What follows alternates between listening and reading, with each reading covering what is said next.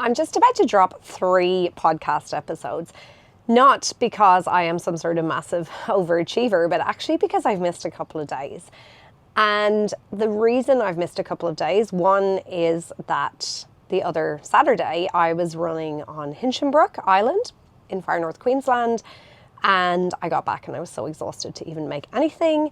And then yesterday, I actually have a couple of podcast episodes recorded and I just completely forgot to post them because I went for a night dive in Noosa Lembongan.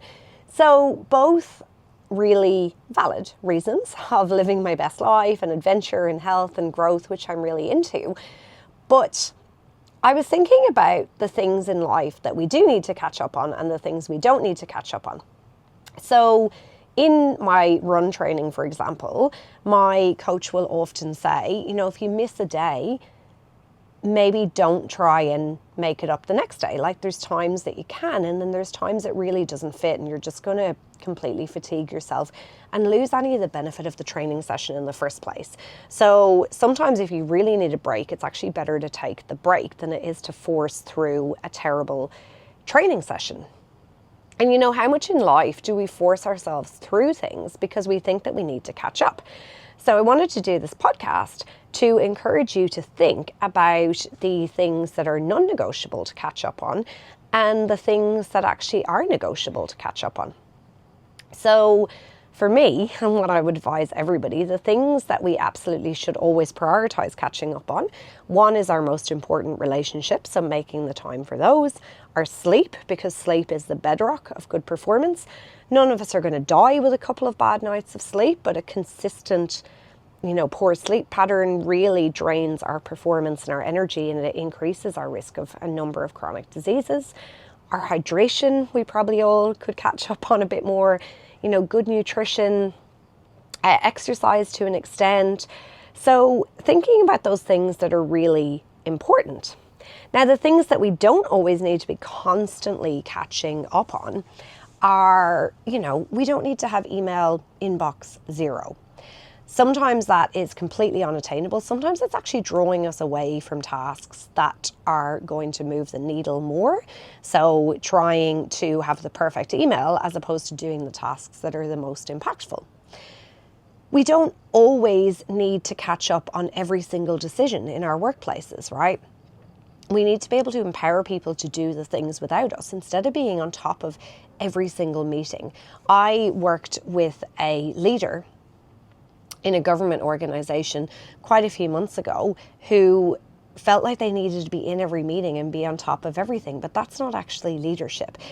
Leadership is creating the strategy, creating the guidelines, creating the KPIs, whatever it might be, leading your people, and then trusting them enough that they know what they're doing so that you can get out of their way of them doing the work that they are best at. It is not the same as having to performance manage or, micromanage something that's not actually happening.